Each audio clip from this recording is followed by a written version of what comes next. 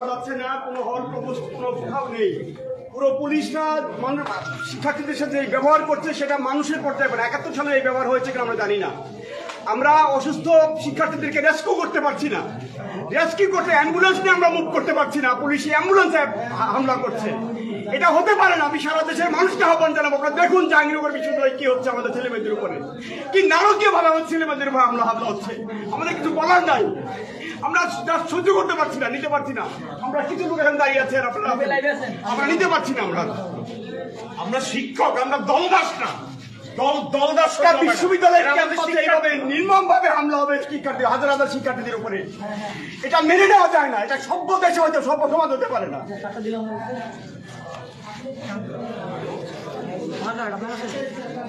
যে আপনারা দেখতে পাচ্ছেন যে এখানে আসলে শিক্ষকরা কথা বলার ভাষা খুঁজে পাচ্ছেন না। এখানে দর্শক দেখতে পাচ্ছেন যে শিক্ষকরা কিছু সংখ্যক শিক্ষক তারা শিক্ষার্থীদের পাশে দাঁড়ালেও আর কি তেমন কিছু করতে পারতেছেন না, শুধু